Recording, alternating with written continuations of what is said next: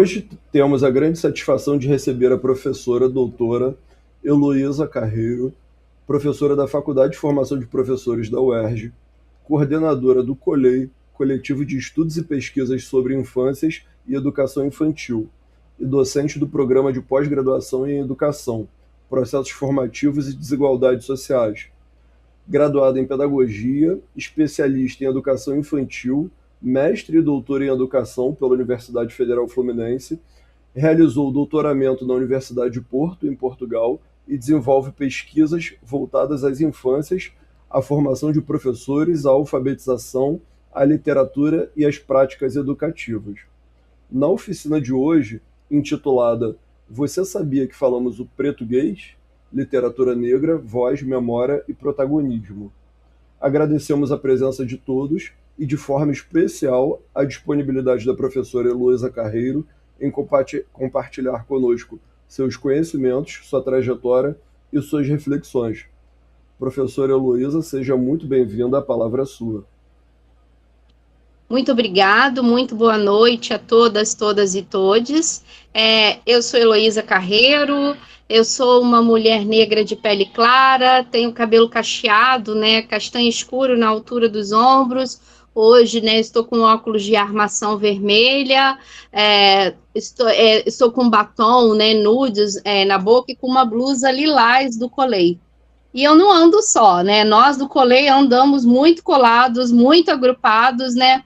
E aí queria, antes de dizer um pouco de nós, agradecer o Fora da Sala de Aula, que sempre nos convida, né, para atividades de dimensão pedagógica, atividades de dimensões científicas, e é a primeira vez que a gente circula aqui, né, nesse projeto de extensão com vocês. Eu já tinha visto uma amiga minha circular, que é a professora Adriana, e agora chegou a nossa vez. Outro dia também vim aqui a discussão de vocês, né, de filosofia, eu estava aqui escutando, que era uma discussão que me interessava.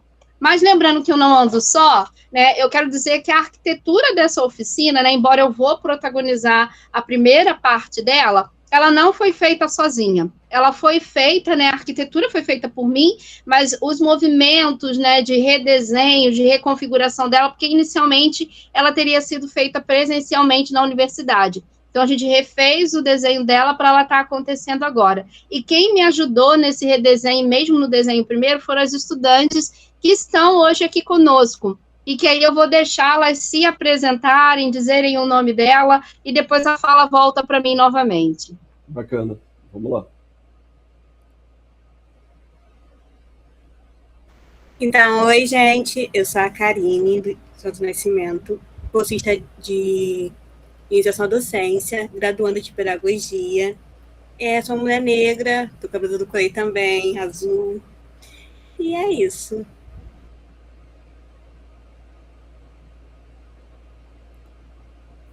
Oi, gente, boa noite. Eu me chamo Débora Souza dos Santos, sou bolsista do COLEI de ID, Iniciação à Docência, sou graduanda também em Pedagogia, e hoje eu estou com a blusa rosa do COLEI, meus cabelos soltos longos, e é isso. Arrasou. Boa noite, pessoal, eu sou a Rayane, bolsista de Iniciação Científica aqui do COLEI. Eu sou uma mulher negra, tenho os cabelos negros até mais ou menos abaixo um pouco dos ombros e tô com a blusa do COLEI azul. Obrigado. Então, eu queria muito agradecer essas bolsistas sempre extraordinárias, que me acompanham, que me ajudam a fazer os desenhos, que me ajudam nas imersões em algumas discussões teóricas, né? Porque o COLEI é feito por mim, né, em termos de convocação, mas se estrutura a partir de um coletivo. Então, a primeira pergunta que a gente está fazendo para vocês, e quem puder escreve no chat, quem puder abre o microfone, né? Que é um pouco a proposição. Você sabia que a gente fala português? A gente não fala o português de Portugal, a gente fala um português, né? Alguém já tinha escutado falar um pouco sobre isso? Então, usando a ideia de que oficina requer da gente movimento, participação e interação, a gente vai estar provocando vocês também em alguns momentos na oficina a vocês protagonizarem fala. Então, vocês já tinham pensado nesse conselho que uma autora vai forjar e vai nos oferecer, né, os seus estudos, né, a partir de uma perspectiva antirracista, para entender, né, por que ela está argumentando. Mas alguém aqui já tinha escutado falar disso, né, que o que falamos, né, para essa autora se chama português. Deixa eu ver se tem alguma coisa aqui no chat, ou quem quiser ter dificuldade de falar no chat, abre o microfone. Ó, o Fábio disse que já ouviu falar, mas não com esse nome. Ô, Fábio, coloca aí o nome que você ouviu falar, se você puder. Quem mais já ouviu falar que a gente fala português ou ouviu falar uma outra coisa diferente, como o Fábio comentou ali no chat pra gente?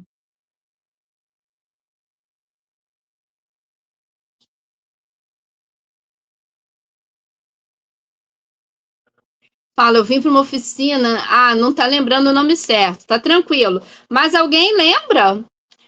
Mas alguém já sabia que a gente ouviu falar português? Ô, Débora, me conta aí, antes de preparar essa oficina, você já tinha escutado esse termo que a gente fala português? Não. Ó, tá vendo a importância da academia? Que coloca a gente no estudo, e nesse movimento ela foi arquitetando e estudando esse conceito dessa autora com a gente. Quem colocar depois, a gente vai lendo também, tá? Uma outra pergunta, quando vocês pensam em literatura brasileira, quais são os primeiros autores que vêm na mente de vocês? Escrevam no chat ou abre o microfone para falar. Quando a gente fala de literatura brasileira, quem são os nomes que vêm? Machado de Assis, é verdade. O Jorge colocou assim, ó, eu entendo como uma expressão da nossa cultura, a questão do português, onde incorporamos gírias, modismos e hábitos consuetudinários. De costumes. Ó, garoto culto pra caramba, pegou uma palavra aí que me travou a língua. Além, olha só, veja como o mercado... Veja como Machado de Assis, né, o primeiro que veio aí. Mas alguém lembra de algum autor da literatura brasileira?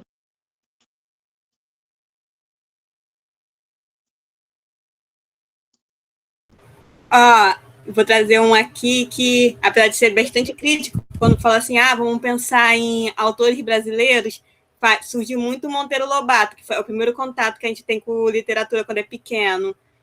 É verdade, Monteiro Lobato é um dos primeiros, principalmente para literatura infantil, porque ele abre esse campo das infâncias. Mais algum nome? A Conceição Evaristo, né? Ele foi uma vez, o Jorge foi uma vez na casa dela na Pedra do Sal. Numa casa de cultura dela na Pedra do Sal. Mais alguém? Escridocências, o título da casa dela. Eu ainda não conheço, Jorge. Eu conheço a Pedra do Sal, mas não conheço esse espaço de cultura que você está referenciando.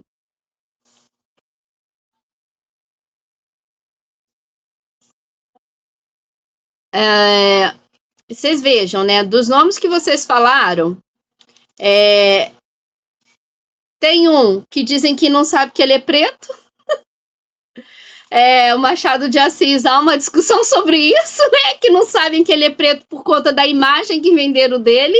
A Karine lembrou pra gente, né? Um que tem uma obra extremamente com um conteúdo racista em diferentes aspectos e que é a grande referência que a gente tem no campo da literatura infantil. Por mais que a gente possa fazer discussões de anacronismo, a gente não pode deixar de perceber, né, o quanto de prática racista tem dentro.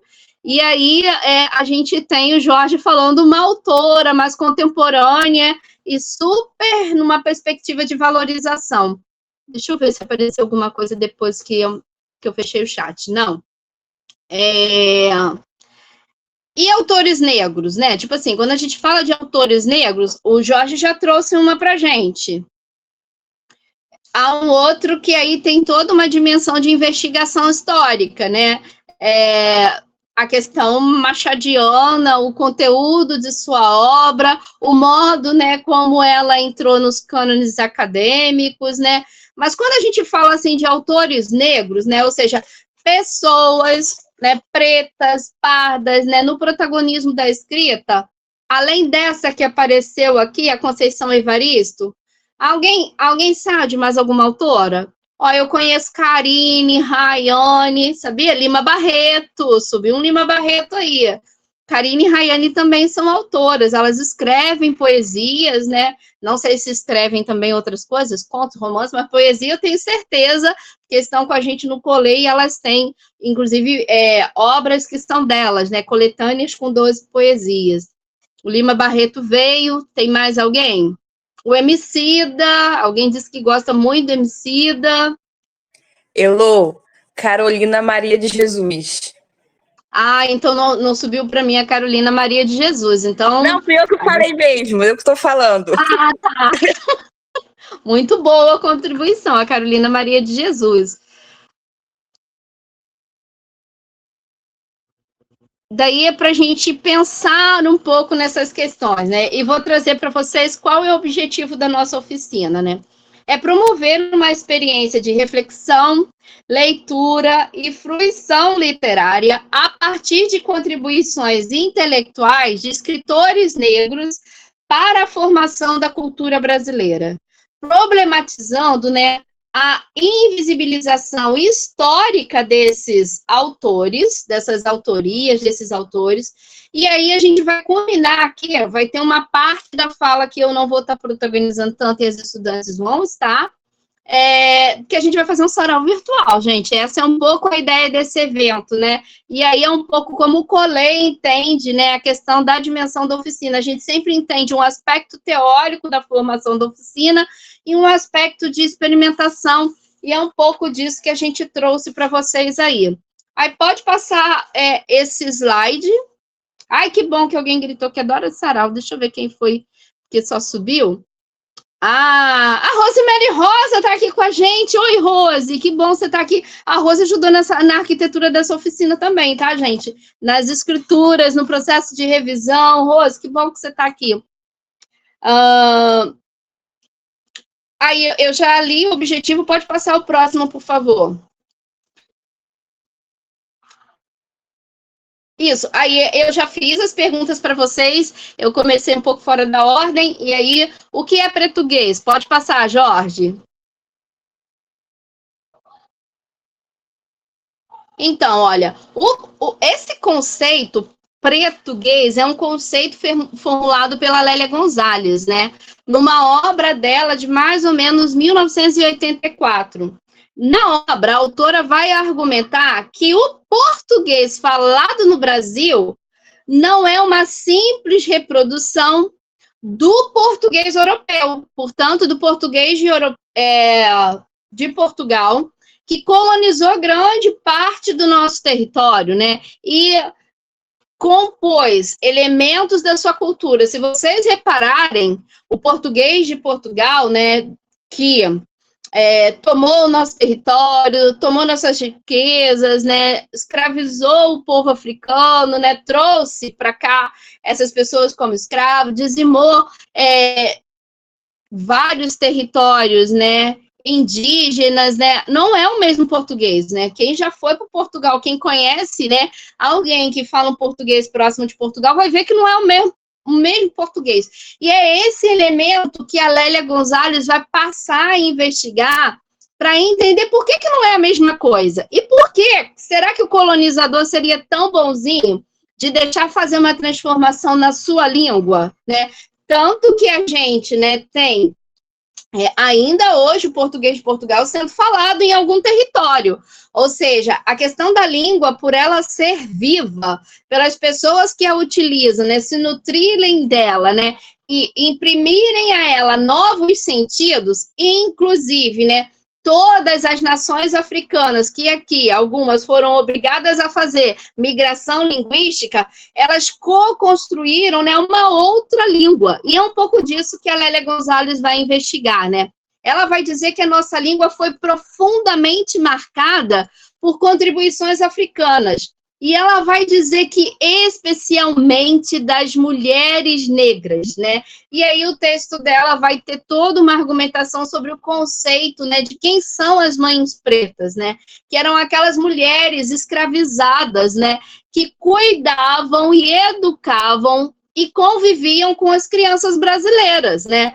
Por isso, o português que a gente fala aqui no Brasil é também uma língua marcada pela presença africana. E aí é por isso que a gente fala do ponto de vista da Lélia Gonzalez, e aí a gente tem uma comprovação linguística, a gente tem uma comprovação, né, de distorção histórica, até porque, né, Portugal ainda existe enquanto nação, as diferenças linguísticas que estão aí presentes. Pode passar, por favor.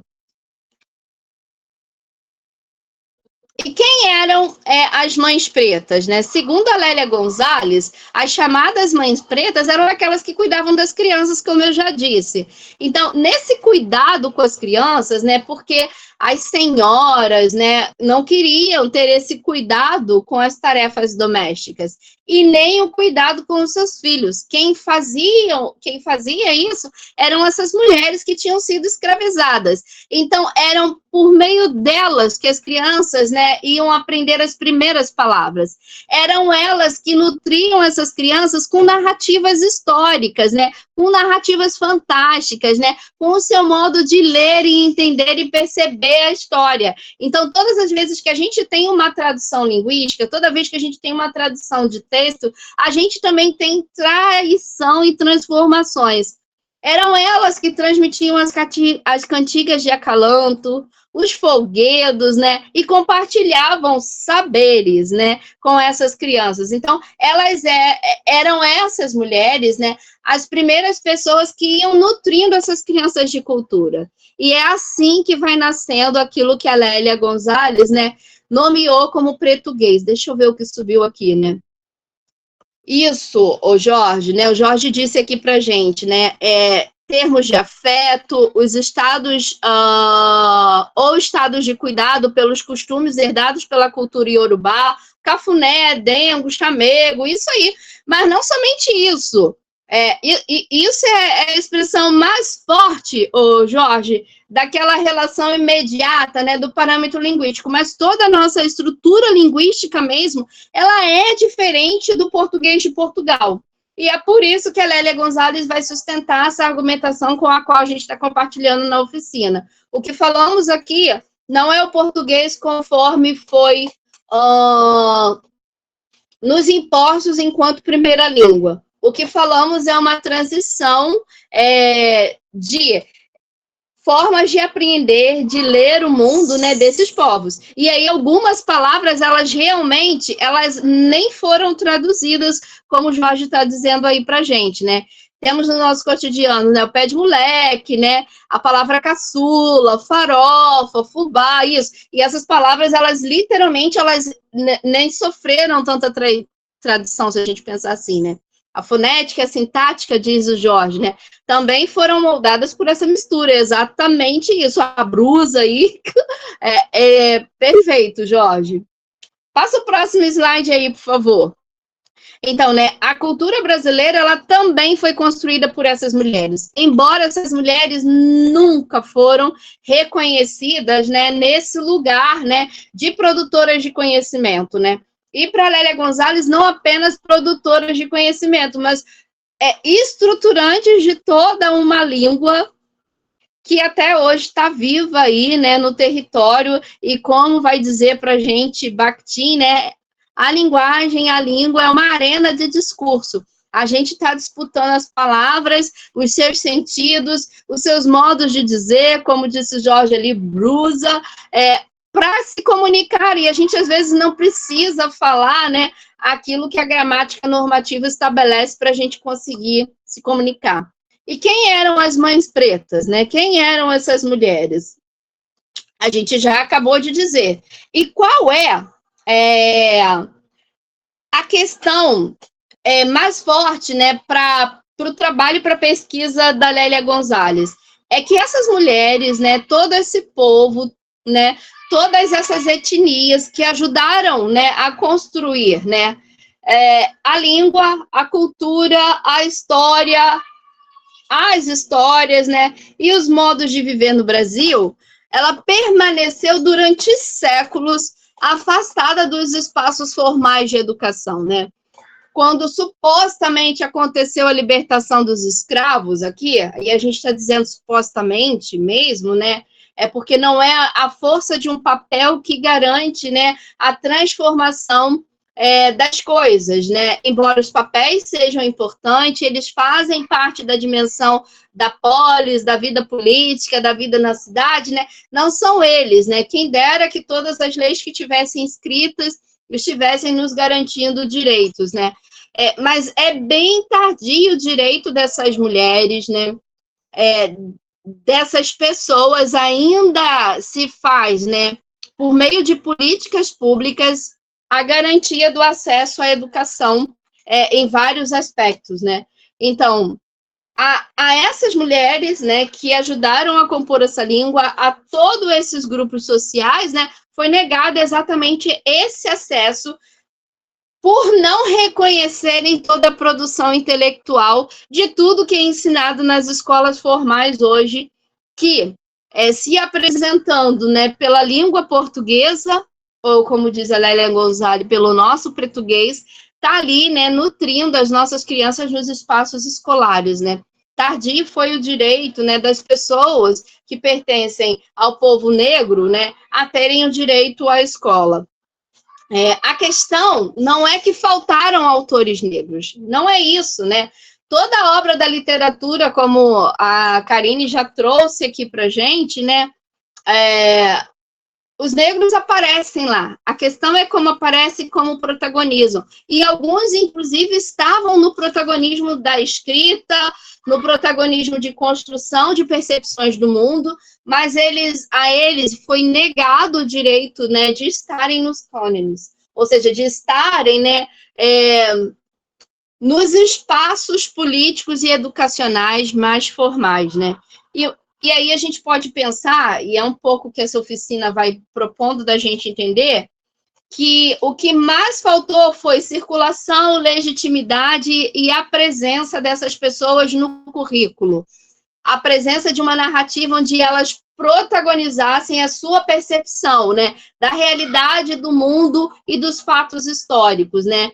Mas porque pessoas negras, né, autoras de suas falas, autoras de movimentos sociais, não faltaram ao longo da nossa história. Pode passar, Jorge. Então, né, por que autores negros, né? Essa é a pergunta que a gente vai nos fazendo. Por quê? Deixa eu ver o comentário que tem aqui. Ó, adoro participações. O problema o problema do problema, como o Jorge trouxe aqui, né? Não foram valorizados ou mesmo foram apagados, né? O Jorge também disse assim, né? Ao longo dos seus mais de 120 anos, a Academia Brasileira teve apenas 4 membros eleitos negros. E as mulheres de forma bem tardia, né, Jorge? Por que eles, né, não... Sim.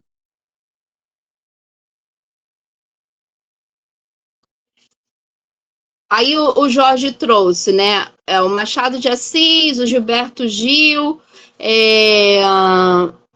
o Domício Proença,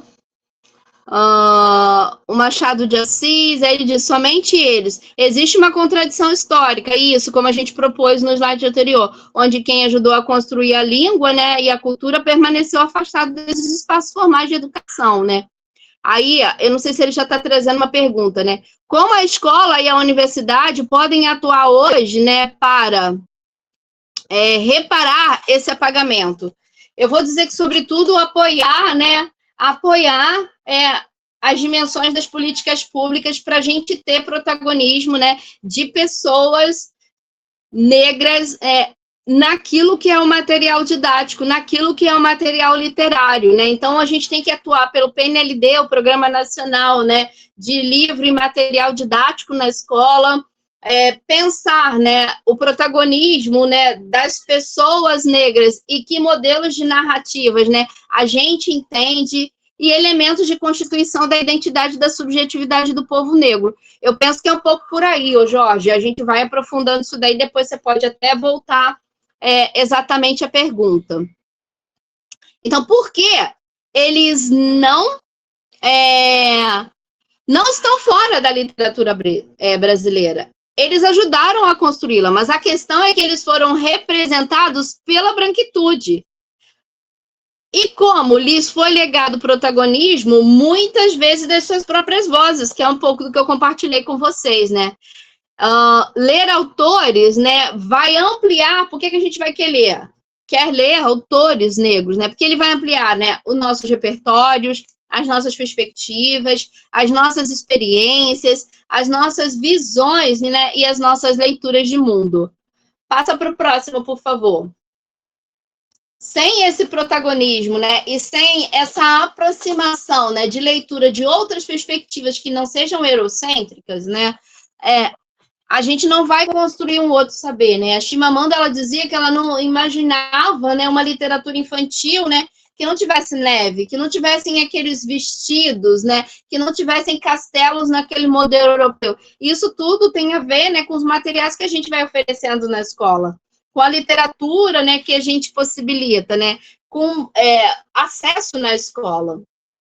Então, quais são as vozes que a gente vai encontrar hoje aqui, né, dentro do nosso sarau virtual, né? A gente vai encontrar, né, a Maria Firmina dos Reis, o Lima Barreto, a Carolina Maria de Jesus, a Conceição Evaristo, o Cuti, a Elisa Lucinda, a Jarri de Arraes, a Cristiane Sobral, a Riane Leão, a Mel Duarte, Luz Ribeiro e a Nega Jay.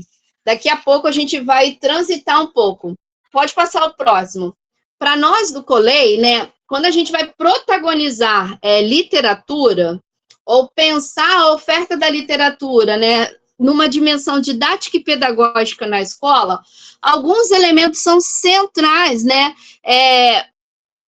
para ser um atrativo para as crianças, para ser um atrativo para quem escuta. Que elementos são esses, né, da dimensão didática, mas também que está dentro da dimensão da estética, do modo como a gente produz, né, oferta, né, para o outro a leitura de uma poesia, a leitura de um texto literário, né?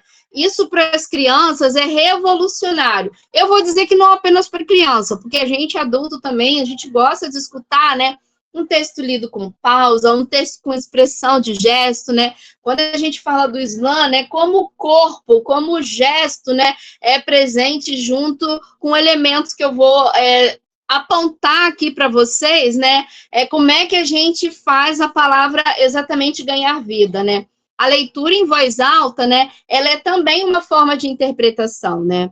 E para isso a gente tem alguns elementos que é importante, né?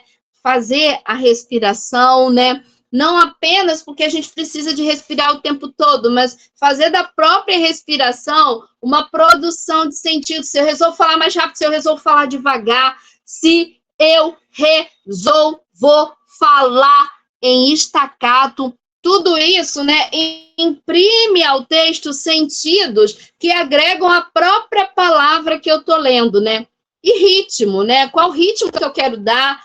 Que pausa que eu dou e onde eu dou, e enquanto a pausa acontece, né? O que o meu corpo comunica ali no silêncio do gesto, né? A questão da modulação vocal, né? Se eu começo falando alto, alto, alto, alto toda a vida, ou se eu vou querer recolhendo a voz, né? De um jeito que ela vai ficando pequena, tão pequena que ela quase vira um sussurro. Então, tudo isso, né, é uma questão da gente estudar o texto, entender o texto, né, e pensar que emprego, né, de vivacidade na leitura que eu vou dar, eu posso empregar ali aquela palavra, aquele texto, né, para que não fique uma leitura assim, né, sei lá, deixa eu pegar um trecho aqui que eu poderia ler de uma poesia, né, imagina eu lendo essa poesia assim, ó,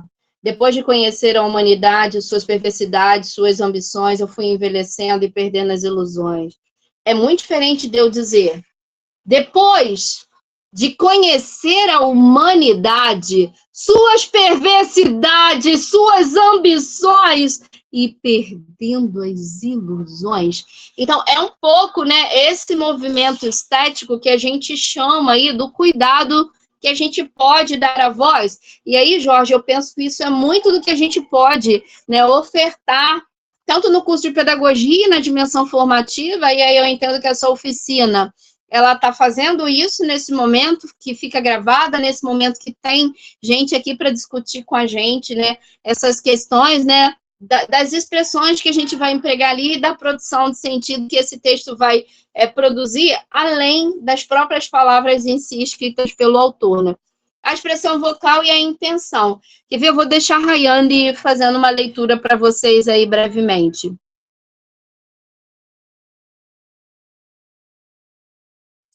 Comecei a falar, esqueci de abrir o áudio. Então, pessoal, eu trouxe uma poesia que se encontra aqui, ó, nesse livro aqui, é um dos meus autores favoritos, que é o Lázaro Ramos, Caderno de Rimas do João. E a poesia que eu trouxe desse livro é Dança. Sou tímido nessa coisa de mexer o corpo em festa, mas a turma insiste tanto que outra coisa não me resta. Então, para facilitar, fecho o olho e enfrento o passo. Sinto o vento no meu corpo, me desloco pelo espaço. Quando vejo, já esqueço e me ajusto ao compasso. Robozinho, funk, valsa, samba, folk, hip hop, balé, frevo, forró, pop. Vai pra cima, vai pra baixo. Pai Francisco me inspira e eu até invento meu passo. Muito obrigada, Rayane. A Rayane é nossa bolsista de iniciação científica e trabalha mais exclusivamente com essas questões, né? Ela faz leitura na praça ali dos ex-combatentes e leitura para as crianças na escola, né? É um pouco não, é exatamente isso que o Jorge trouxe ali no chat, né? Ó, a cadência da voz, a ênfase, os sentimentos são pilares, né, que transformam a leitura do texto, né, numa experiência mais viva, né? Eu, por exemplo, mesmo quando estou lendo um romance mais longo, né, eu imagino vozes, né? Porque assim, a gente tem esse poder de emprestar vozes. E às vezes eu até empresto vozes de pessoas que eu conheço, na medida que a gente vai conhecendo uma personagem, né? Se ela parece mais tímida e mais audaz com a Karina, eu imagino a voz da Karine, por exemplo, né? Então tem a ver, né, vida e realidade, fantasia ali, né, para pelo menos a gente entrar mais dentro exatamente desse texto. Pode passar o próximo slide, por favor. E aí, né, a gente vai entender, né, que escutar também é ler. Muitas pessoas acham, né, que o protagonismo da leitura, ele está somente quando a gente está ali protagonizando a leitura, né, ou seja, lendo, decodificando as palavras.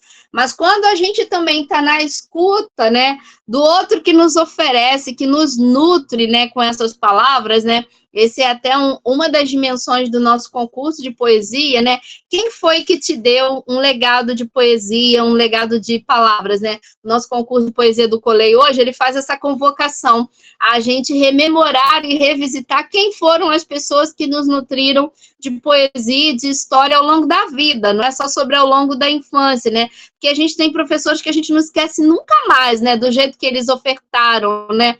Ou avós, tios, né, que contam as histórias mais repetidas da nossa família, mas a gente gosta de estar lá para escutar e nos oferecer, né, aquela narrativa, né.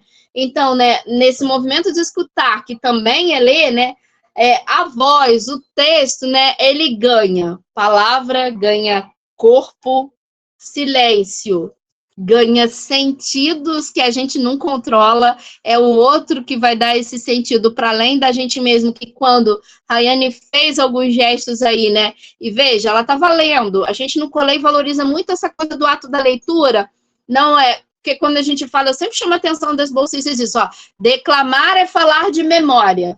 A gente aqui no colégio, a gente vai ler poesia para vocês, a não ser que uma delas tenha decorado e não tenha me avisado.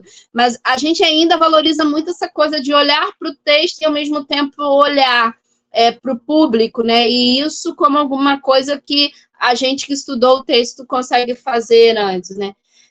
Porque a literatura, e para a gente literatura não é somente texto escrito, né? O Antônio Cândido vai ajudar a gente a entender isso, e muitos outros autores, né? A própria Lélia Gonzalez está ajudando a gente a entender isso, né? Quando ela reconhece todo um legado de oralidade que transformou uma língua, que não pôde ser colonizada integralmente, que ela se transformou numa outra coisa que é perto do português de Portugal, mas é um português que é muito nosso, e é nosso por conta de todas as heranças de palavras, né, que o Jorge colocou ali, mas é nosso porque tem algumas palavras que foneticamente elas não ficaram como português de Portugal, nem no seu sentido, né, literário, nem no seu sentido de usos. Deixa eu ver que subiu o chat aqui uns balãozinhos. Ai, Jorge, tô amando tudo, interagindo com a gente, né? Então, né, a intervenção sociopedagógica, ela pode ser não só estudada de forma teórica, mas na prática elucidativa de forma lúdica, exato, né? Trazer o interesse ao modo como é apresentado, é exatamente isso. E é até mais importante que falar bonito, mas às vezes que se torne interessante somente interessante aos alunos, é isso.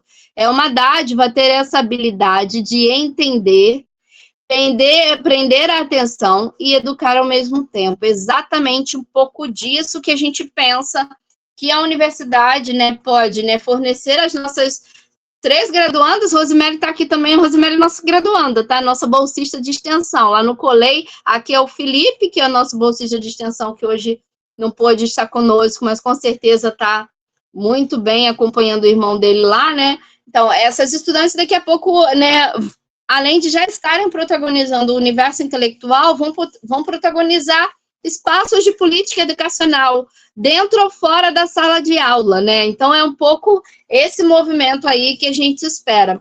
Passa o próximo slide aí pra gente. Agora, a gente começa o nosso sarau virtual. Português, vozes que permanecem. Então, né, aqueles autores, né, que eu anunciei para vocês lá, as estudantes, né, vão fazer sempre a apresentação do currículo. Depois do currículo vai aparecer a poesia na tela. E aí a gente espera que vocês interajam com os nossos slides e leiam ele aí, tá, pra gente. Mas antes da gente começar propriamente o sarau, alguém tem alguma pergunta desse momento, né, que a gente chamou mais de uma dimensão mais teórica, mas apesar de eu ter protagonizado a fala, ele não foi exclusivamente feito por mim, né? Essas estudantes são intelectuais e elas elaboraram cada linha dessa comigo. Alguém tem alguma questão para dizer, para trazer para a gente, né? Para pensar, né? Se não for a partir da Lélia Gonzalez, a partir de outros autores, né? A questão do português, a questão da leitura, a questão da gente trazer, né? As vozes negras, né?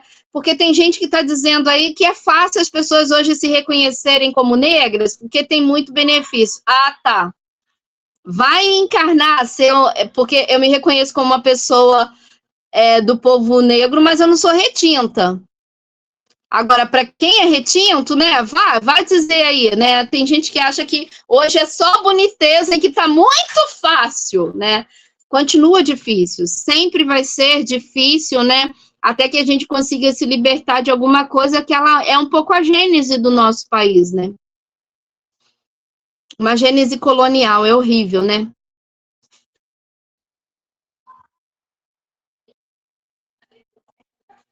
Aí o Fábio disse, né? Acho muito importante, né? Eu sou da matemática e tenho tentado introduzir esse debate para o meu campo. Pois é.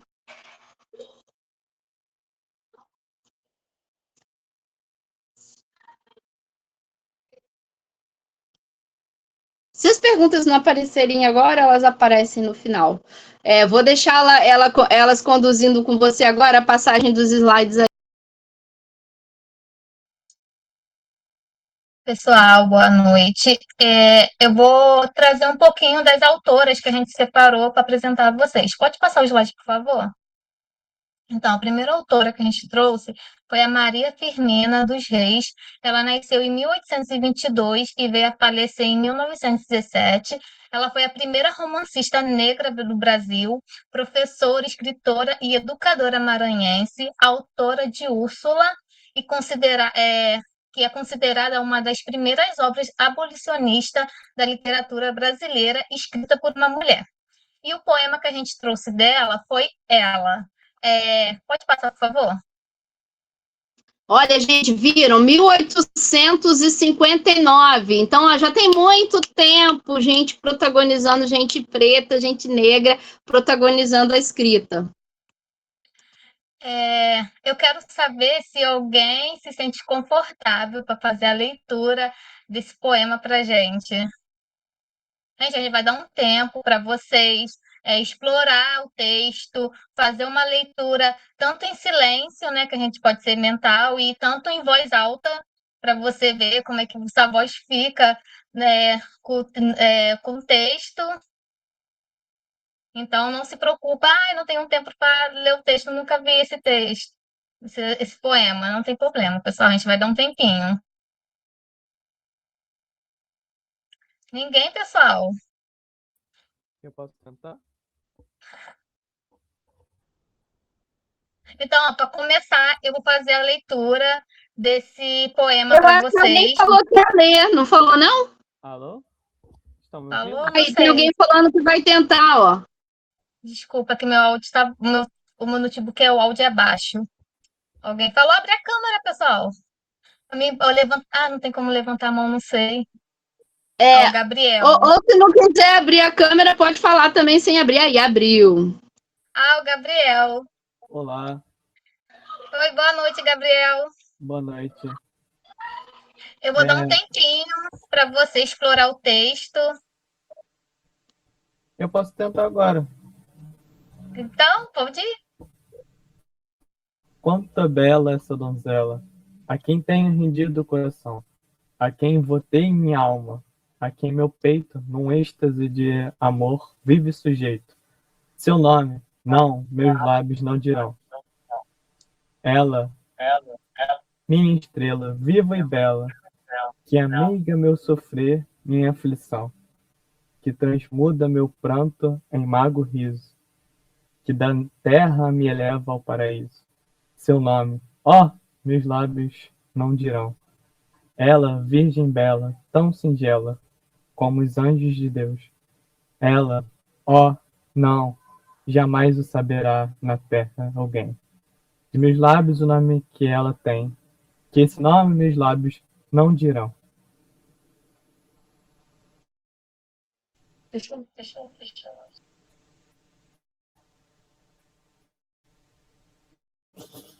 Parabéns, Gabriel, você arrasou.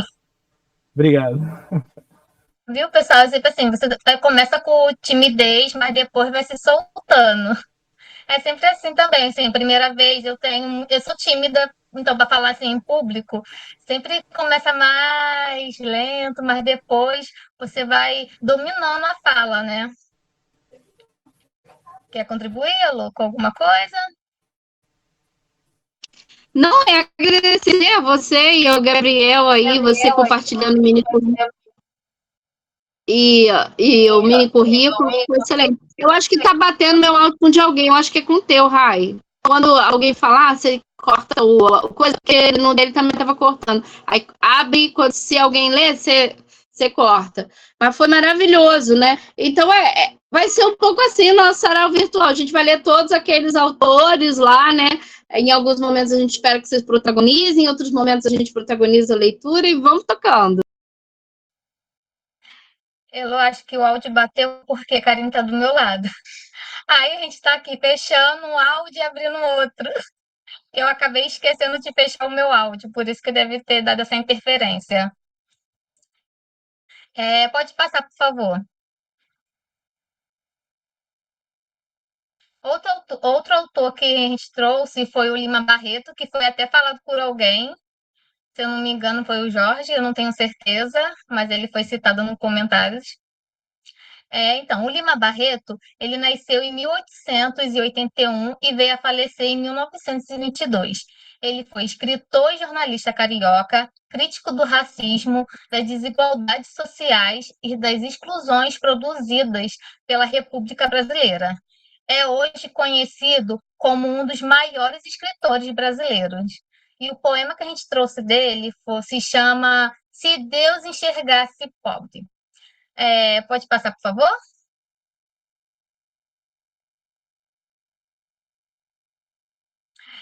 Eu vou convidar um de vocês, mais uma vez, para fazer a leitura. Alguém? Oi, eu. Já. Vamos lá. Lima Barreto, gente. Se Deus enxergasse pobre, não me deixaria assim. Dava no coração dela um lugarzinho para mim. Obrigado, gente.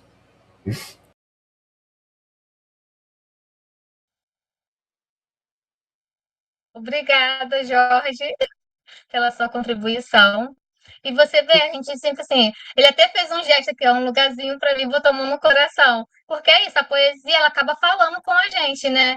Então, tipo assim, a gente acaba fazendo, às vezes, se expressando, porque o corpo, ele fala, então a gente acaba se expressando sem perceber. Acho que ele nem percebeu, assim, que botou a mão no coração e fez uma carinha para mim. Acho que ele nem percebeu isso. Pode passar.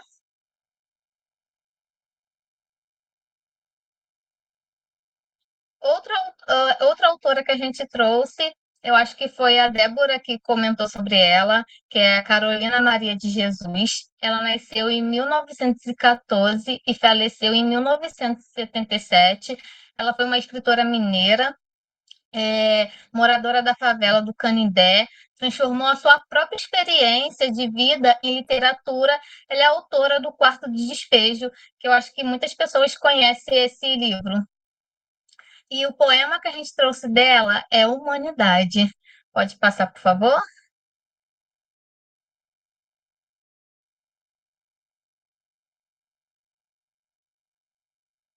Alguém quer ler, fazer a leitura desse texto, desse poema, pessoal?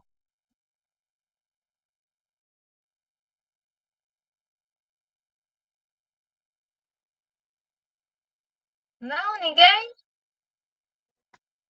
Eu acho que ninguém comentou, pelo menos eu não ouvi. Vocês ouviram? Alguém falou alguma coisa? Elô? Não. Então, eu farei a leitura desse poema para vocês. Humanidade, de Carolina Maria de Jesus. Depois de conhecer a humanidade, suas perversidades, suas ambições, eu fui envelhecendo e perdendo as ilusões. O que predomina é a maldade, porque a bondade ninguém pratica. Humanidade ambiciosa e gananciosa, que quer ficar rica. Quando eu morrer, não quero renascer. É horrível suportar a humanidade que tem aparência nobre e que cobre as péssimas qualidades. Notei que o ente humano é perverso, é tirano, egoísta, interesseiro, mas trata com cortesia. Mas tudo é hipocrisia. São rudes e trapaceiros. Eu lembrei pela data, você lembrou a data que a autora viveu. Ela viveu uma época que o Sidney Chaloub, a gente que faz história, estuda Cidade Febril, onde tinha as perseguições, onde começou a se formar os cortiços e tinham muitas epidemias de varíola, depois teve a revolta da vacina, que foi a primeira vacina obrigatória no Brasil. As pessoas ficavam achando que era uma maneira de erradicar a população negra. A formação dos cortiços, eles começaram esse livro, A Cidade Febril, ele fala que as medidas higienistas eram empurrar os cortiços para os subúrbios, ou seja, expulsar as pessoas dos centros que estavam se formando, as metrópoles, etc., no Rio de Janeiro.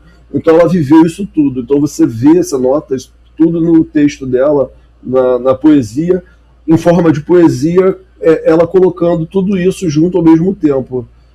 Achei muito legal trazer essa poesia, tá? Obrigado. Sim, acho que a poesia traz essa potência, né? A dificuldade que ela passou nesse tempo. Desculpa, então, também, posso falar? E maravilhoso, Jorge, foi você ter agregado com todas esses elementos históricos, né? Tudo isso, né, agrega ainda mais informações, né, para a gente entender, né, aonde que aquele texto ali, ele está se fazendo como ninho, né? Desculpa.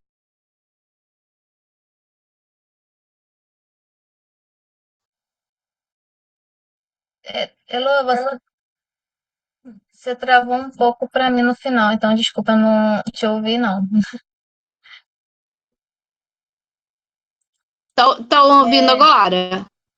Sim, mas acho que pode ser a internet que tenha travado. Não sei se para todo mundo travou. Pode passar. Gente, agora eu vou deixar a fala com a nossa bolsista Karine. Oi, gente. Então, eu vou trazer aqui um pouquinho da Conceição Evaristo. Ela nasceu em 1946. Ela também já foi citada aqui antes. E ela é uma escritora, pesquisadora e professora. Ela criou o conceito escrevivência. É uma das principais vozes da literatura brasileira contemporânea. O poema que a gente trouxe dela é Eu, Mulher. Você pode passar, por favor, para mim? E assim como a Rayane trouxe, eu vou deixar um tempinho aqui. Caso alguém se sinta confortável para ler, dá um aceno, comenta, que aí pode ler. Caso ninguém queira, eu leio.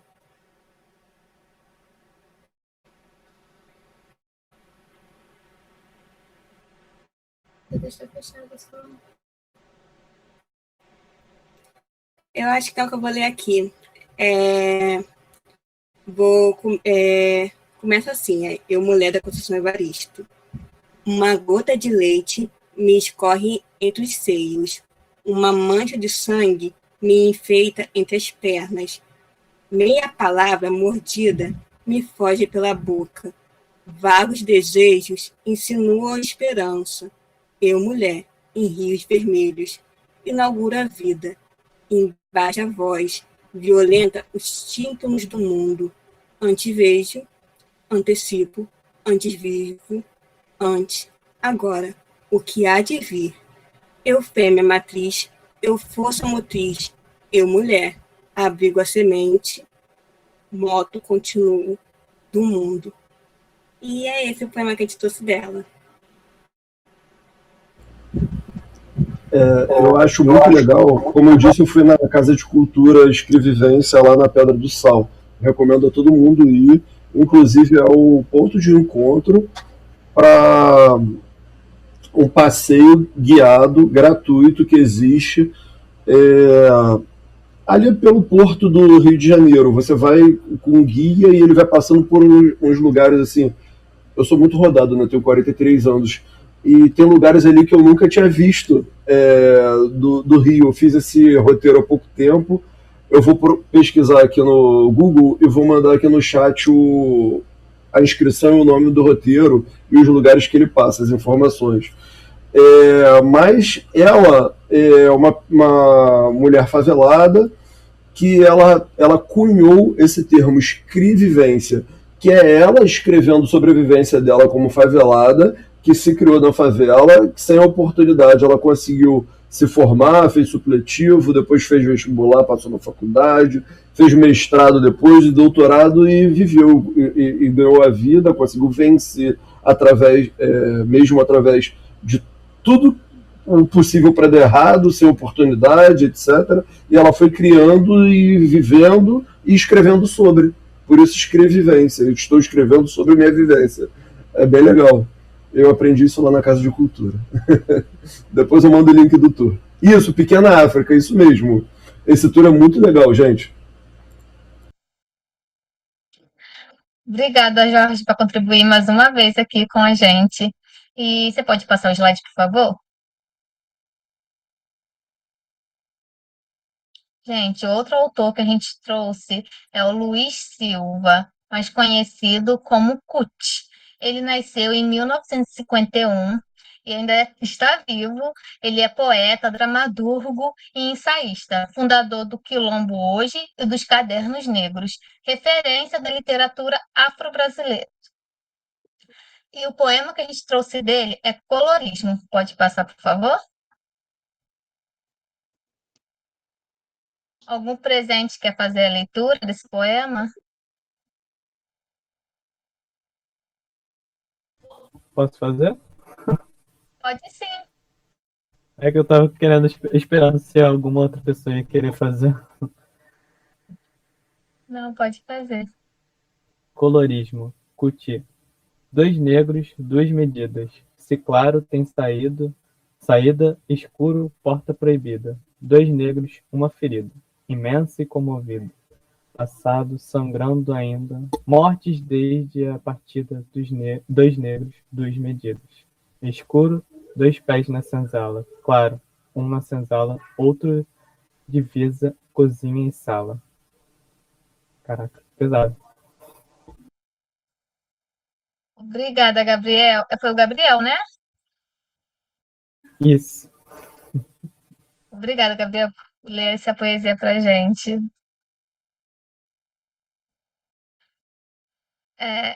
Pode passar. Pode passar o slide, por favor. Gente, a Karine vai apresentar essa autora para vocês. Então, gente, agora eu vou convidar vocês a conhecer a autora Elisa Lucinda. Ela tem a data de nascimento em 1958 e ainda está viva. Ela é uma poeta, atriz e jornalista. E é conhecida por aproximar a poesia, a oralidade e a performance. O poema que a gente trouxe dela é A Ilha. Você pode passar para mim, por favor? Vou deixar aqui vocês olharem e caso alguém queira, só pedir para falar que a gente vai deixar. Eu posso tentar? Eu não sei se meu áudio está funcionando. Tá funcionando sim, Elô. A Ilha. Elisa Lucinda. Na solidão da existência, nado firme na batida das águas. Corpo revolto à mercê da decisão das ondas. Vou destilando coragem no desespero das braçadas. É noite. Ainda bem que os versos são claros. Me ancoram, me falam, me salvam, me beijam na boca o beijo longo da salvação. Me devolvem o ar, a vida, a trilha.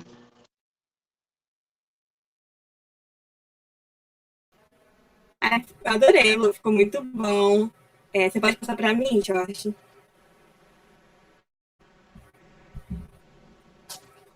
E agora eu vou trazer mais uma autora, a Jarida Ares. Eu espero que tenha falado certo, gente. Ela é uma poeta, escritora e cordelista, uma das principais vozes da literatura contemporânea. O poema que a gente trouxe dela se chama Fábula. Pode passar, por favor? Mesmo esquema, vou esperar aqui para ver se alguém quer ler, e caso não queira, vou deixar minha voz ao poema. Jarri de Arraiz. Isso, gente, é Jarrida Arraiz.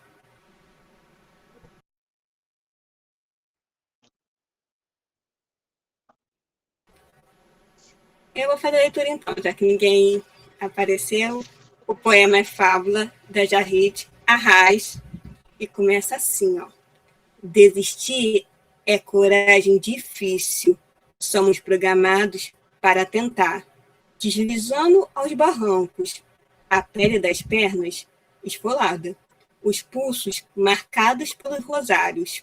É preferível morrer sorrateiramente em gorduras, açucares, refluxos, pedra nos órgãos, no peito, mas desistir, essa é uma coragem que todos não temos. E é essa a poesia que a gente trouxe dela, o poema. Pode passar para mim, por favor? E agora a gente também trouxe a Cristiane Sobral. Ela é do ano de 1974. Ela é uma poeta, atriz e escritora.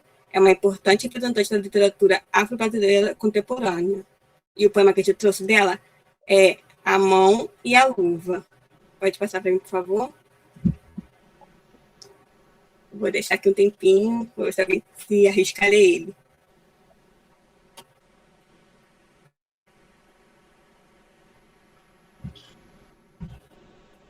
Eu posso ler?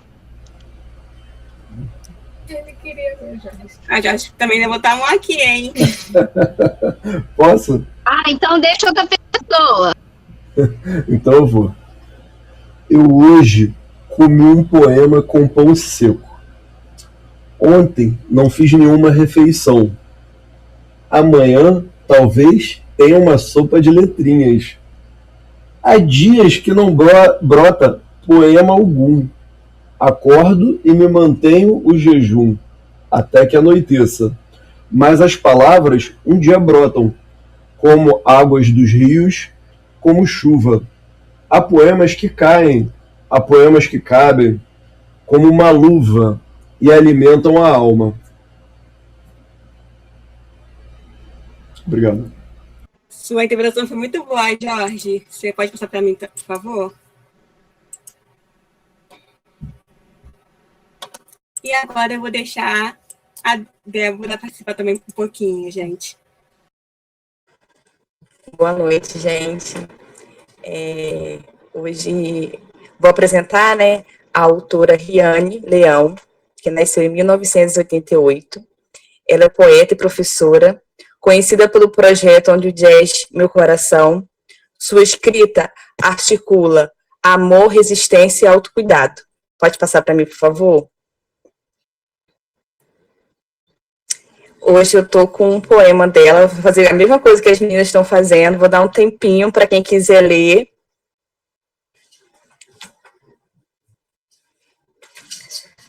Alguém gostaria de ler? Então, tá bom. Então, eu vou ler, então. Esse poema dela não tem título e começa assim. Eu sou um monte de constelações, brilhando e ardendo, mas nem todo mundo sabe ver. Ou se vê a parte que arde, ou se vê a parte que brilha. E esse foi o poema que eu trouxe dela. Pode passar, por favor? Também trouxe a Mel Duarte, nascida em 1988. Poeta, Islamer, acho que eu falei certo, e produtora cultural, uma das principais referências da poesia falada contemporânea. Pode passar para mim, por favor? Vou também deixar alguns minutinhos para quem quiser ler. Se alguém quiser ler, gostaria de ler, pode falar, tá, gente? Eu posso ler. Tá. Mel Duarte, poema sem título. É resistência viver de arte, palavras, hits. É amor e respeito a si mesmo e escolher focar nesses labirintos. Para nós, é um mundo de riscos, inconstâncias de venda de livros, discos, mas a certeza de estar em paz com o que oferece para os outros e, consequentemente, consigo. Arrasou, Elo. Pode passar, por favor. Eu trouxe também a Luciana Luz Ribeiro, que nasceu em 1988, poeta, escritora e slammer, criadora do slam das Minas. Sua produção dialoga com a juventude, periferia e desigualdade social. Pode passar, por favor. Alguém gostaria de ler esse poema?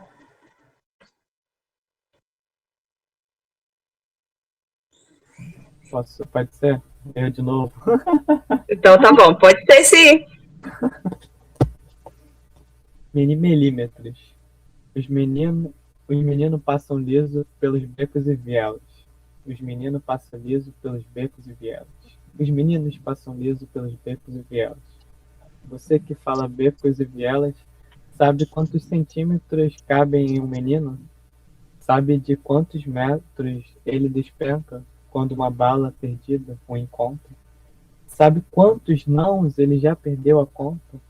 Quantos seis citam quebrada nos seus TCCs e teses 6 citam as cores das paredes natural tijolo baiano?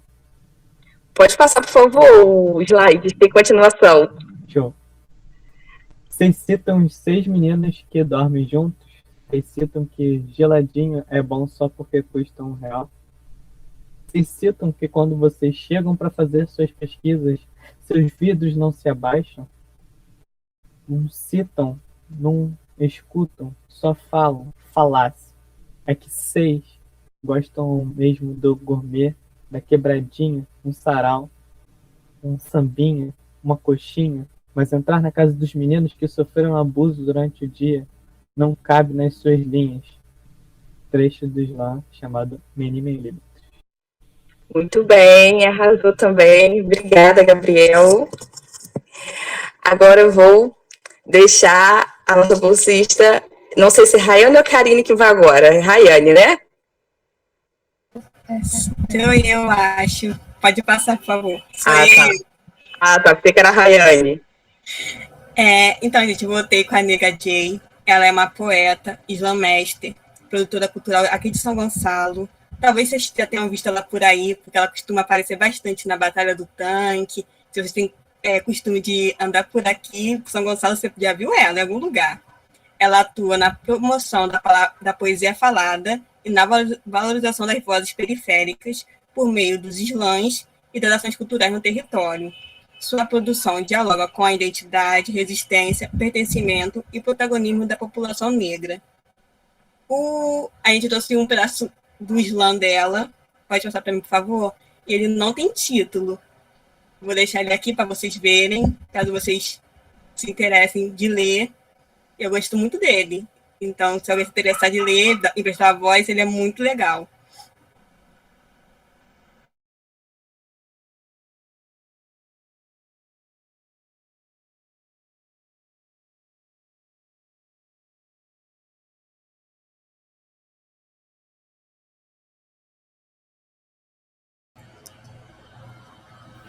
Posso ler? Boa noite. Posso? Opa, tem alguém querendo ler? Eu ouvi boa noite diferente aí. Gente, eu escutei uma voz diferente do que escuta essa voz também. Vamos. Boa noite, eu sou a Irene, eu acho que meu áudio tá baixo. Tá ótimo, Irene. Pode ler? Pode, tá ótimo o seu áudio. Tá ótimo? Então, que bom. Sem título, Nega Jai. Saio com a bola rolando, me sacudo e vou sambando, pois eu já sou a marrom. E já nasci com esse dom. Sempre sei o que faço. Quando chego no pedaço, nunca me dou mal, pois eu sei que eu sou bem musical. Não quero ser favorita de fã-clube, faixa e fita, ganhar festival. Também não sou dominada pela máquina montada. Jorge, passa para mim também, que tem continuação. Que desgasta e consome. E não quero só ter fome. Sacudindo a poeira, vou mantendo a dianteira, sem chicotear. Correndo assim, dá para ganhar. Nossa, muito bom, eu adorei. Também gostei. Não conhecia. Para um som que eu gosto, ficou muito bom, de verdade, ficou muito bom. Eu gostei também. Que bom que foi nessa oportunidade. Então, vamos continuar. Jorge, você pode passar para mim? Vou passar para a Heloísa agora. Então, a gente queria perguntar para vocês se há questões, né, da oficina como um todo, questões pontuais, né, que vocês queiram trazer para a gente ou trazer aqui, né, para o próprio evento. Então, alguém falou aí que quer falar? Pode falar. Então, vamos lá. Essa parte do slam, de hip hop, de rap que vocês trouxeram, que é uma questão odierna, uma questão super atual, eu acho muito interessante a gente observar o conceito que a gente está trazendo por trás, né? A mensagem, ela tem sempre um transmissor e um receptor. O receptor é o ouvinte e o transmissor, quem é que está querendo passar a mensagem. A mensagem ele já trabalhou intelectualmente antes o que ele queria passar, mas quando o ouvinte se identifica com a roupa, com o trejeito, com a gíria, com a temática, o visual, o modo de falar, fica muito mais fácil de entender e de ter aquela heteroidentificação, então você já ocasiona uma coisa ali que o fecha certinho, entendeu? Então trazer o slam, o hip hop, o rap, acontece essa validação pelo receptor, porque ele está ali se sentindo representado, ele está entendendo aquilo como legítimo, uma abordagem legítima. Então ele acontece muito de uma forma mais natural, entendeu? Então eu achei muito legal esses exemplos que vocês trouxeram, porque a gente fica vendo que está sendo representado a comunidade, a pessoa que gosta de rap, e não só... eu costumo falar muito isso. Eu criei um repositório de textos lá para o Socializando Pedagogias para Arthur, porque Arthur falava, vamos fazer o artigo científico. Não esqueça de mencionar Isabel Batista. Não esqueça de mencionar Geraldo Kahneman. Não esqueça de mencionar não sei quem. Aí eu falo bem assim, Arthur, quando eu entrei no estágio com ele, eu quero fazer um repositório de textos para a gente ter uma base de textos nossa, que a gente possa criar repercussão social entre a gente mesmo, sobre os nossos trabalhos, sobre as nossas vivências. A gente ficar só repetindo e repercutindo os cânones, a gente não vai agregar nada ao nosso cotidiano. A gente tem que agregar, porque tudo se transformou. A gente ficar falando de uma coisa que aconteceu lá atrás, a gente trouxe o Monteiro Lobato, Machado de Assis, etc., gente antiga, mas não trazer também as coisas novas, porque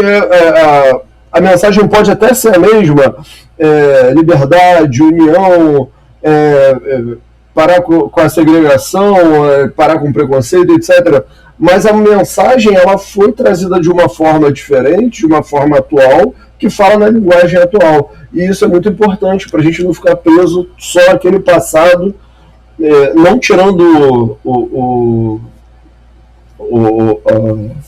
mérito, né, das pessoas que tiveram protagonismo naquela época e foram inéditas, que eles começaram o movimento, mas também trazer e valorizar o pessoal do dia a dia, do hoje, né, do atual. Era só isso que eu queria falar. Muito bom, Jorge.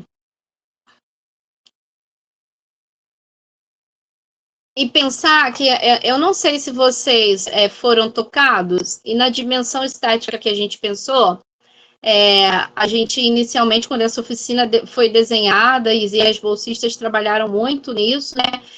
Um varal, né, Karine? Vocês prepararam todo o material para a gente imprimir. De um lado, o rosto, né, dessas pessoas, e do outro lado, o poema, né? Essa mesma oficina, gente, ela aconteceria lá para o fim de março, tá? A gente tinha ela agendada com o Arthur e com o Felipe, mas aí por conta, né, da greve, o espaço da universidade se esvaziou em algumas dimensões, mas aqui a gente tentou também trazer essa paleta, ou seja, fotografias, né, ou seja, para que a gente reconheça, né, que pessoas, né, pretas, pessoas negras, pessoas pardas, elas estão ali, né, no protagonismo também visual e, portanto, empodera outras pessoas, empodera as crianças na escola, né, de estarem, né, vendo referências mais próximas de si, entende? Então, quando a gente estava brincando, né, é porque a imagem que pintaram e ofereceram do Machado de Assis é muito próxima de um homem branco, né, ofertaram essa gravura para gente. Então, a fotografia, a imagem, ela constrói muitos elementos da nossa subjetividade. E, Jorge, uma das questões que a gente não conseguia fazer aqui, literalmente um slam. Por quê? Porque ele tem toda uma pegada corporal, toda uma pegada de verdade, toda uma dimensão de uma ideia que eu quero passar, mas o texto, ele sai algumas vezes parte ensaiada e parte no improviso, né? É interessante vocês visitarem. Karine, eu não sei se você sabe, a Batalha do Tanque, Karine, eu acho que ela acontece às quartas-feiras, né, do tanque aqui nosso. Eu não sei a do Alcântara, eu não sei se é sexta, eu não sei a data do Alcântara, né, porque tem toda uma coisa que, para mim, diz muito sobre o grupo do Fora da Sala de Aula, e por isso que a gente trouxe, embora que a gente propôs no sarau, porque até você chegar ao slam, você tem que ter um corpo muito trabalhado, para você ir com a palavra e com o corpo, né, então quem nunca assistiu uma batalha, a gente tem muitas virtualmente sendo transmitida pelo Instagram. Eu não sei se a nossa Karine. Eu sei que a do Alcântara porque eu acompanho pelo TikTok a do Alcântara. A daqui eu nunca vi. Depois se a Karine tiver, estou falando que a Karine, gente, ela pesquisa questões de cultura urbana, no contexto especificamente do Jardim Catarina, mas ela circula por essa área, por essas questões, toma ela como investigação.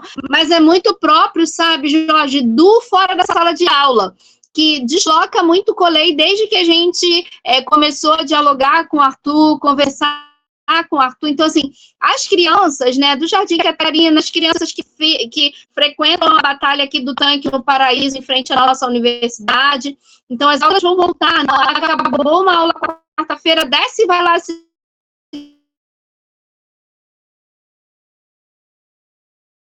muito singular, né,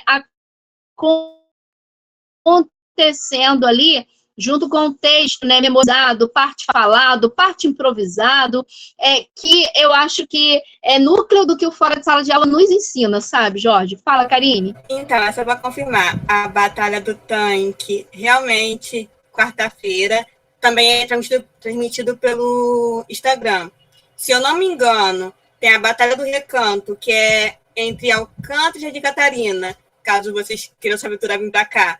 Ela é toda sexta-feira à noite. Eu acho que só não vai ter esse mês porque eles estão ajeitando a grade horária. Tem a Batalha do Terminal em Niterói, que é toda quinta-feira, e que eu conheço assim. E também tem alguns eventos de slam. Tem uma página no Instagram que também está divulgando o slam da Ponte para cá. Se vocês conseguirem achar, eles também divulgam eventos de slam, realmente ensinando. Eu comecei a acompanhar há pouco tempo, que eu quero aprender também, acho muito legal, ensinando como é realmente uma disputa de slam, o slam em si, eu achei muito interessante. É isso. Eu acho que tem gente querendo falar também. porque até são pegadas estéticas diferentes, gente, é igual. O sarau, né, ele tem alguma dimensão que é mais no espaço fechado, as pessoas mais sentadas, né? O slam, ele tem uma coisa muito mais pulsante, ele sempre vai acontecer em contextos urbanos, sempre com alguma coisa que, claro, quando uma batalha, ela movimenta muita gente, ela já vira uma programação daquela cidade, daquele lugar, né? Então, agrega. Mas tem alguma coisa ali do corpo que, aí nós do Colei, acreditamos que você trabalha no sarau até você chegar a uma pegada de virar um slammer. Porque não nasce pronto. Você constrói isso com aquelas pessoas, né? Vendo elas fazer, assistindo ela fazer. É isso. Alguém subiu um comentário aqui, vou tentar ler. Ai, gente, eu não estou conseguindo. O Gabriel levantou a mão. Vamos deixar o Gabriel falar primeiro. Perdão, Gabriel. Tudo bem. Professora, é que tinha uma coisa que eu queria falar no começo, só que eu não sabia como enviar mensagem e tal.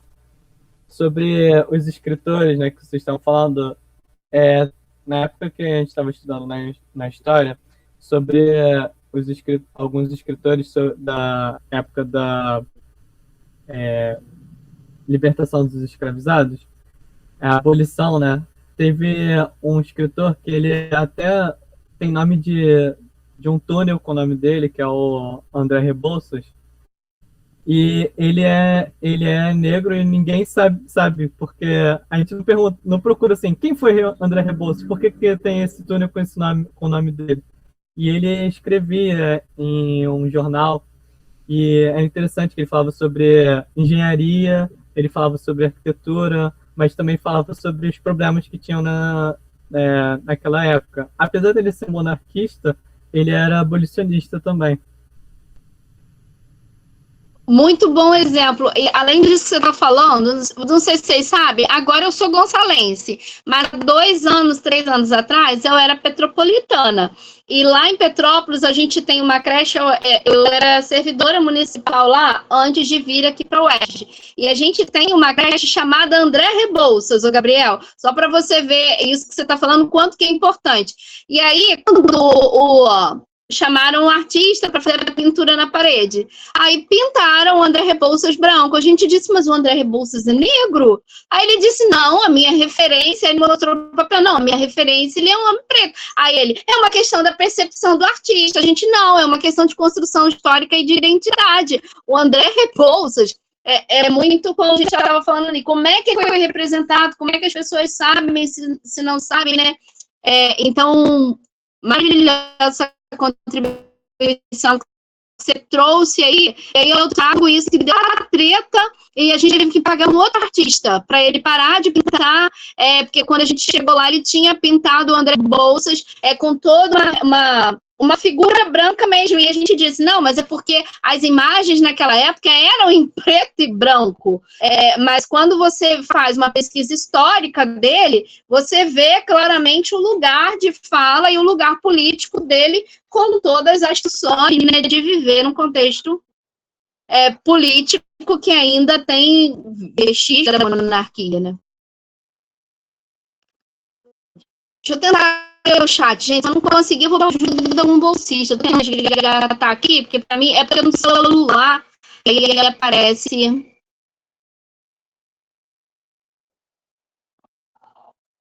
Aí, deixa eu ver até onde eu consigo, né?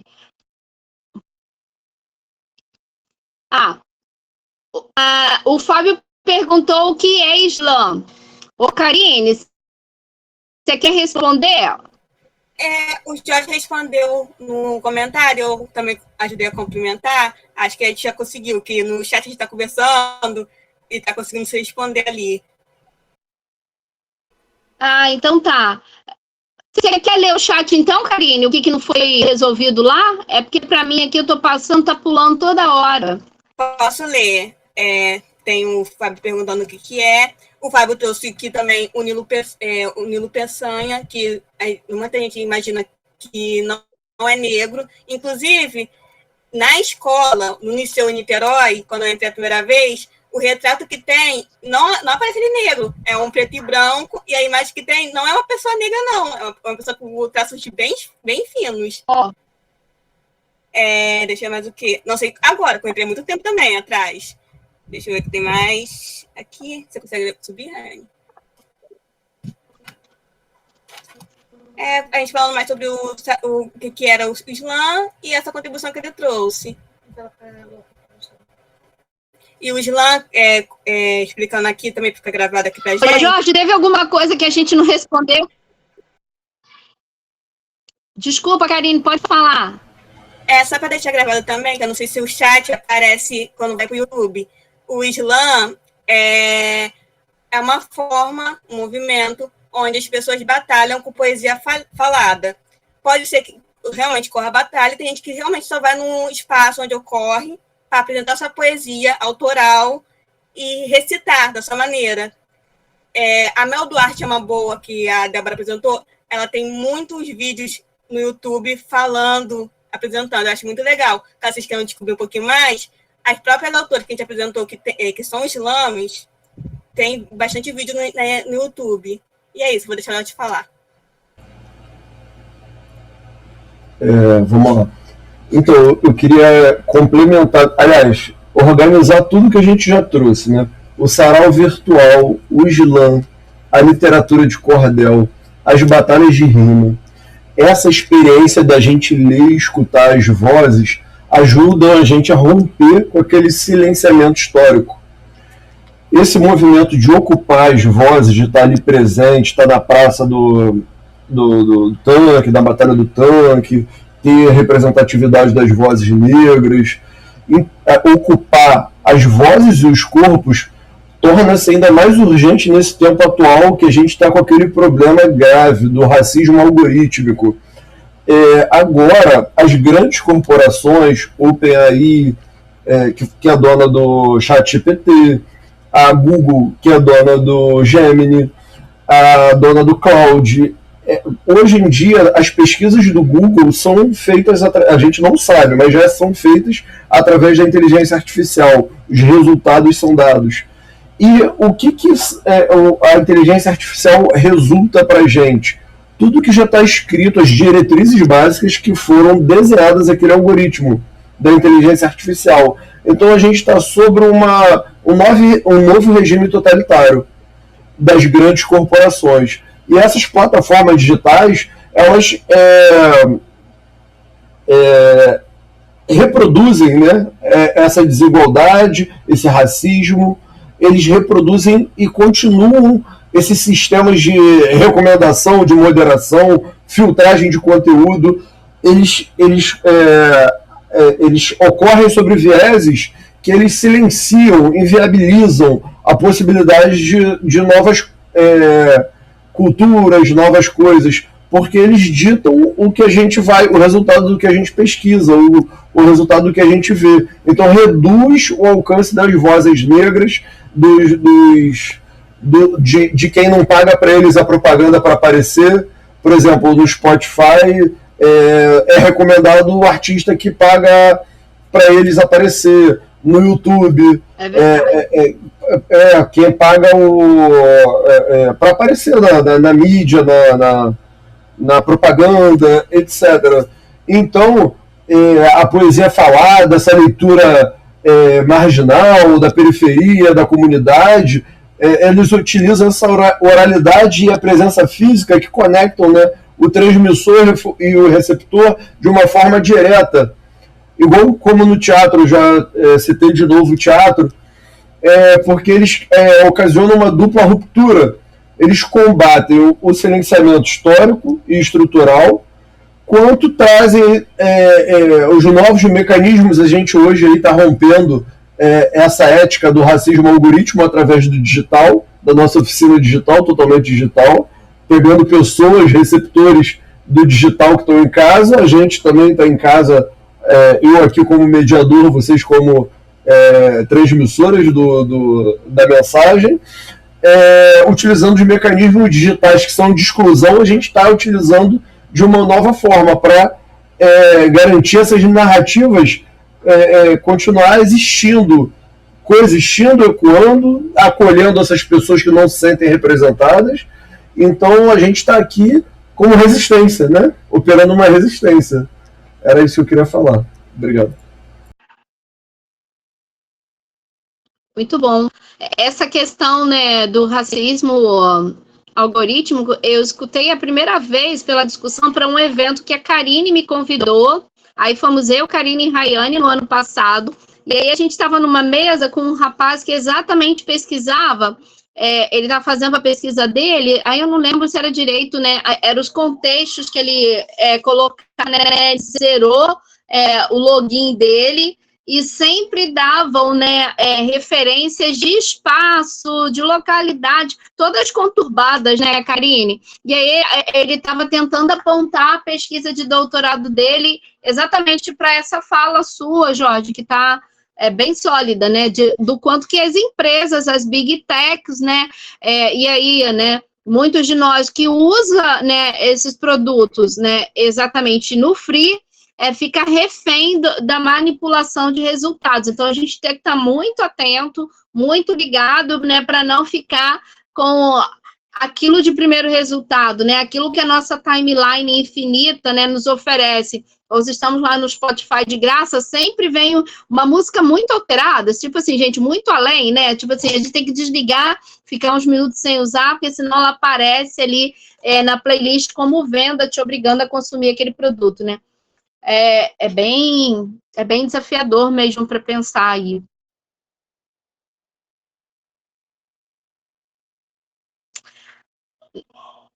Não sei se vocês têm mais perguntas. A gente tem, mas nem precisa passar. O Jorge, pode até passar. Quer ver? A gente tem um slide que é o resumo da oficina, que eu deixei para o final para ele não servir de spoiler. E o último slide são as nossas referências. Pode passar, Jorge.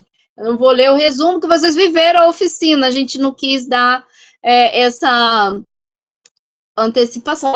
Não tá o... Isso, quer ver? Passa o próximo slide. E aí tá as referências no final. A gente queria agradecer o espaço de fala, o convite do Fora de Sala de Aula, né, para a gente sempre pensar questões, né, agradecer a participação, né, no chat e na voz, né, de algumas pessoas, e de outras que estão aqui, porque escutar é também ler, escutar é também falar, né, a gente estava trazendo isso na nossa próxima argumentação, né. Ótimo que a gente sempre tem gente que protagonize, né? O Gabriel, o Jorge, e uma outra pessoa que também, né, protagonizou com a gente. O Fábio não podia nos ajudar, ele estava mais ali na interação com a gente o tempo todo no chat, mas é sobre se dispor a uma noite para estar aqui, né, se nutrindo de uma formação de sala de uma formação que o grupo e o projeto de extensão do Fora de Sala de Aula, né, preparou para a gente na universidade, tendo a universidade como um espaço alargado, né, ou seja, não apenas dentro das suas paredes, mas andando aí pelas redes e pensando outras conexões e outras atividades. Então, é só agradecer o momento de encontro, a oportunidade de ter podido sentar com os nossos estudantes, inclusive tem gente que não está aqui, né, a Ana Esther também pensou essa oficina com a gente, a Carol também pensou essa oficina com a gente, não foi, gente? A Rose, que está aqui, também pensou essa oficina com a gente, eu nem sei se teve mais gente, mas a gente selecionou quem viria para cá, a Mari, né, que ela hoje, a Mari estava internada, a gente com falta de ar, agora eu estou falando aqui porque ela já está em casa, como ela me falou em privado, não falou para todo mundo do coletivo, eu não sabia se podia abrir. Depois eu vi que ela até postou foto no hospital. Mas ela já está bem, né? Ela recebeu alta hoje. A Mari estaria fazendo a leitura aqui conosco. Então, agradecer Karine e Rayane, né, que toparam pegar os textos dela e compartilhar com a gente aqui. Não sei se as meninas querem falar alguma coisa. Nossa, eu quero me despedir de vocês. Obrigada pela participação, gente. Eu adorei estar aqui. Apesar de alguns errinhos, mas vamos. E é isso, vou deixar o pessoal falar. Rainha fala por aqui. Eu vou falar pelo que vocês vão me escutar pelo de Karine, porque se eu abrir o meu microfone vai dar interferência. Mas eu quero agradecer. É sempre um prazer está em parceria com o Fora de Sala de Aula. Então, gente, muito obrigada. E obrigada também pela presença de todos que participaram da oficina hoje. Gente, eu também queria agradecer, gente. Muito obrigado pela participação de vocês, por ter participado, por ter contribuído, por ter nos escutado. Só tenho que agradecer, gente. Eu queria agradecer a professora Heloísa Carreiro pela brilhante orquestra que foi esse sarau, essa oficina maravilhosa com um tema super contemporâneo. Agradecer por sempre essa parceria longínqua com o grupo Fora da Sala de Aula. Estou agradecendo em meu nome, em nome de professor Arthur, coordenador do Fora da Sala de Aula. Agradecer a todas vocês, meninas maravilhosas, que eu vejo vocês fazendo as oficinas lá na faculdade, com as crianças, vocês de forma lúdica, parece que hipnotizam todo mundo. É muito legal, eu fico vendo, eu acho uma gracinha, é muito fofo, e o trabalho de vocês é muito importante, tá? Obrigado, Gabrielzinho, participou também, companheiro aí, conterrâneo de história. Muito obrigado, gente. Fiquem com Deus. Todo mundo aí eu mandei no chat. Vocês, por favor, preencham um link que tem de um questionário, tá? E em 2 dias, no máximo, vai ser enviado para vocês os certificados, tudo bem? Então, foi um prazer estar com vocês. Fiquem com Deus. Grande beijo, um abraço. Tchau, tchau. Obrigado, gente. Até mais. Beijo, gente. Tchau, até.